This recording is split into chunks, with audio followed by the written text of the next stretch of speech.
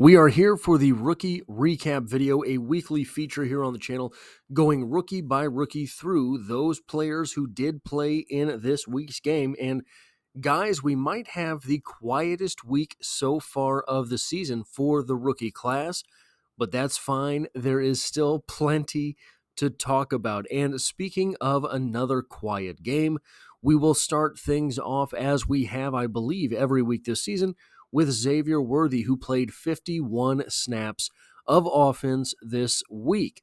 0 snaps of special teams still. We will see, perhaps with Mecole Hardman being injured, leading into this next game as a punt returner. We'll see if maybe Xavier Worthy pops up there. I don't think so, but it would be possible. Now, 405 snaps on the season. It is worth noting this is 405 snaps at about the midway point, putting him on pace for around 800 snaps this year. Rashee Rice played 622 snaps the entirety of his rookie season. Rashee Rice played 622 snaps the entirety of his rookie season. Xavier Worthy, through 9 games, has 405. He is an integral part of this offense. In this past game, he had 4 targets, was only able to cash those in for 1 reception for 11 yards. On the season thus far, he has 43 targets for 20 receptions, below 50% completion percentage. So, you knew with a speed guy, you were going to be getting a little bit of a lower percentage number. I don't know that anyone really bargained for them going 20 of 43 to this point. 246 yards to this point in the season and 3 touchdowns receiving. Also 9 carries for 37 yards and 2 touchdowns. At this point in his rookie season, Rashee Rice had 41 targets, 2 targets fewer than Xavier Worthy has. He had 12 receptions, or 32 receptions, 12 receptions more than has Xavier Worthy at this point, and 378 yards. He has cashed those receptions in for 132 more yards and 1 more receiving touchdown, with 4 receiving touchdowns, though 1 fewer touchdown total. Now, it is absolutely worth mentioning here, a lot of those receptions for Rashee Rice were right around the line of scrimmage.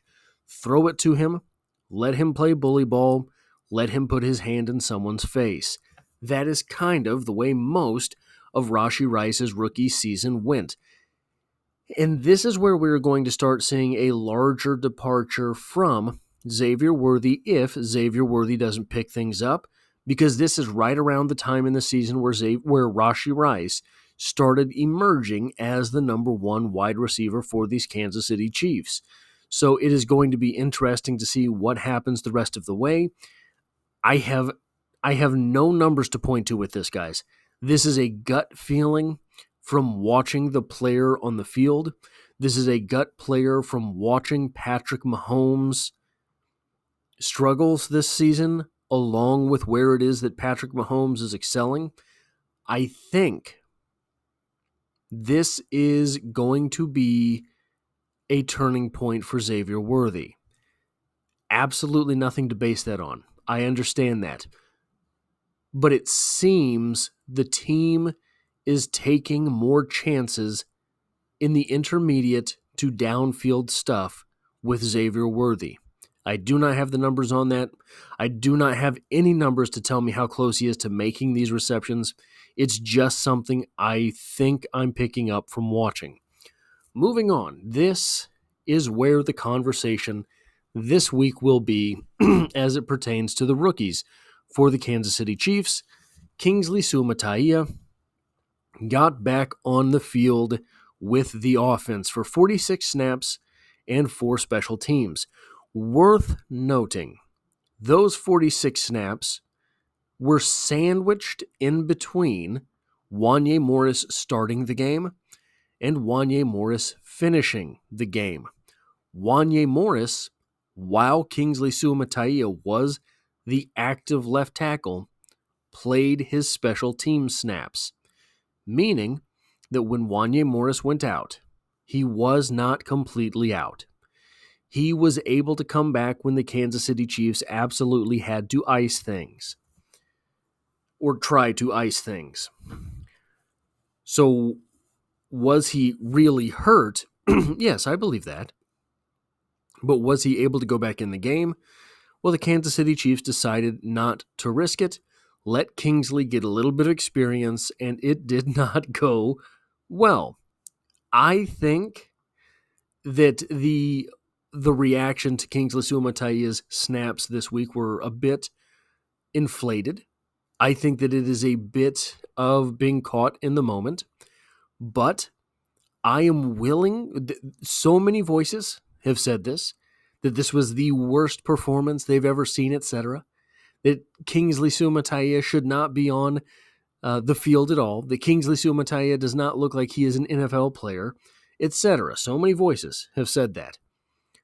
I'm willing to entertain the idea that the alleged Super Bowl against the Buccaneers, which again, I don't think ever really happened. I have no memory of that game.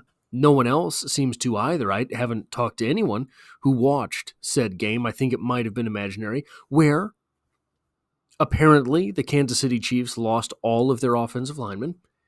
That game has so negatively, hypothetically, affected my judgment of what is an absolutely substandard performance that maybe I'm just willing to accept so much less than other people. Maybe. On the season, Kingsley Suamataia has 162 offensive snaps and 40 special teams snaps.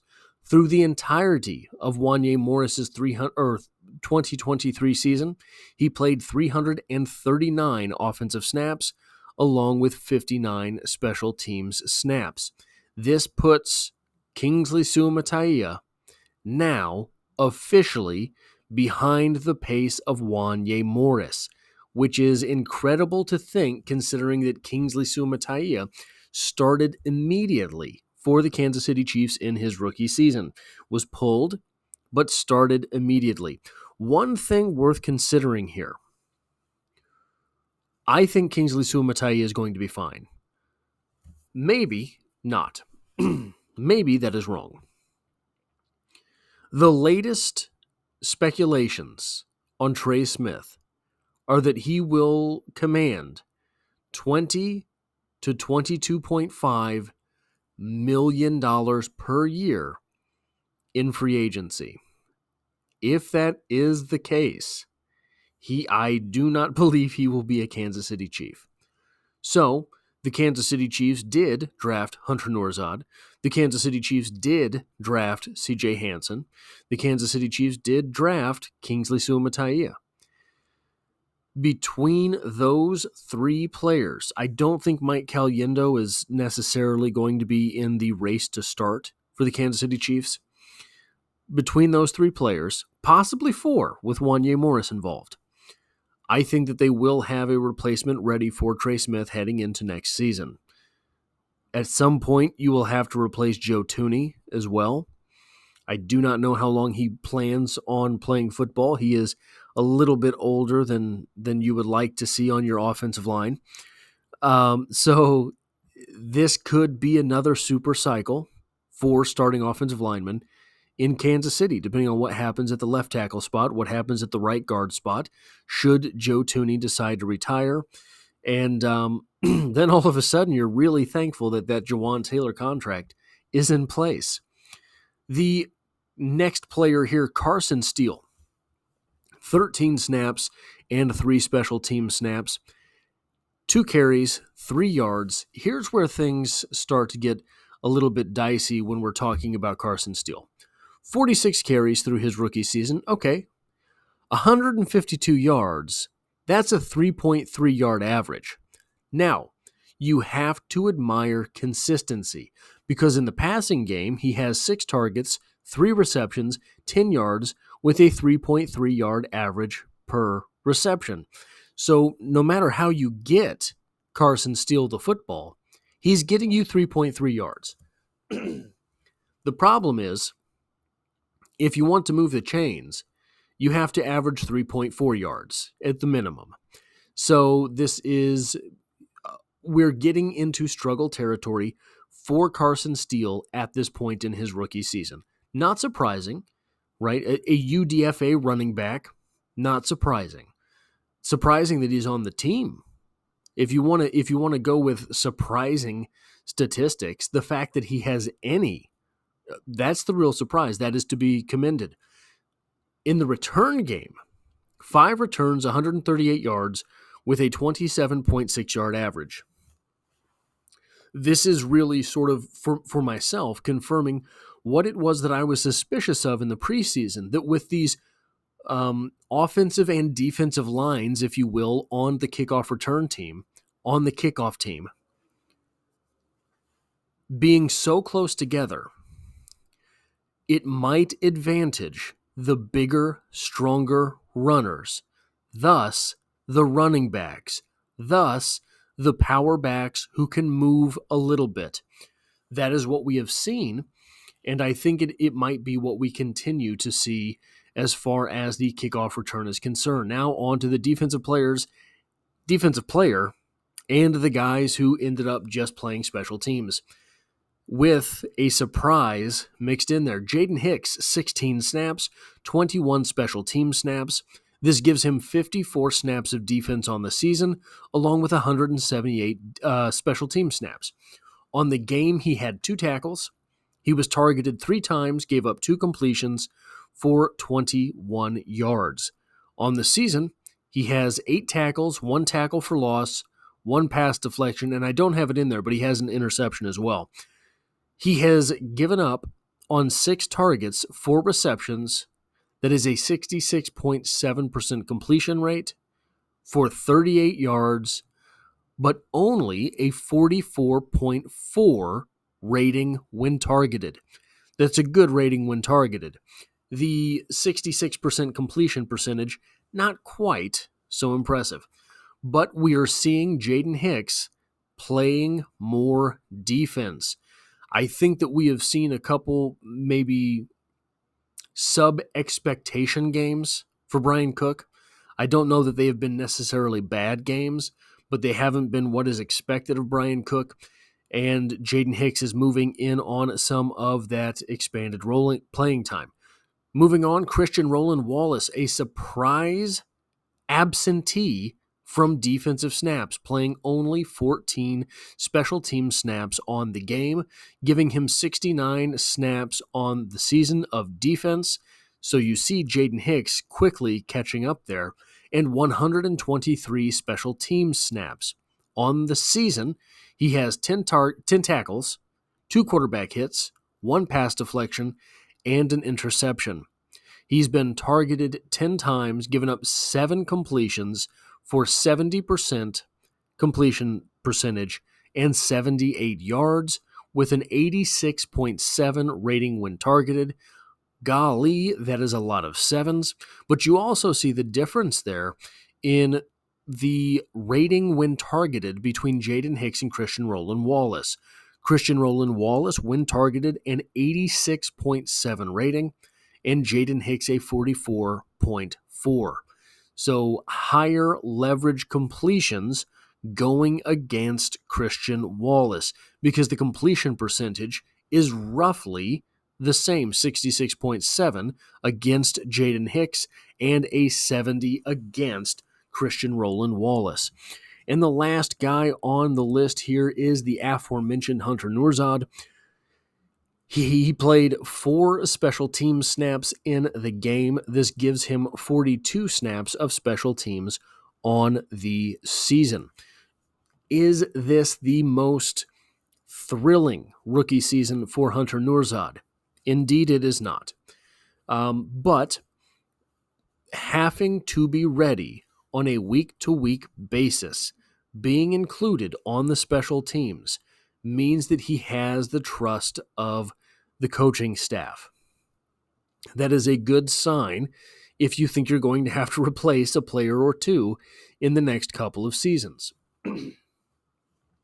Now, on a whole, this might not be the most exciting game for the rookie class.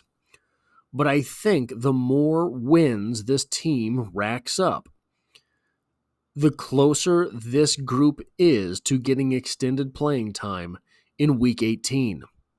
If the Chiefs have nothing to be gained, nothing to be ventured, nothing to be lost, that 18th week of the season, I believe it's against the Denver Broncos.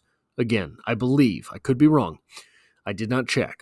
But if they are able to play extensive amounts of rookie snaps, unfortunately, you've lost a rookie to injury for the season in Jared Wiley, but I think that the rookie class overall, with a lot of offensive linemen, you're talking Ethan Driscoll, Kingsley Suamataia, Hunter Nourzad, CJ Hansen. You have 4 guys there that could benefit from an entire week of snaps.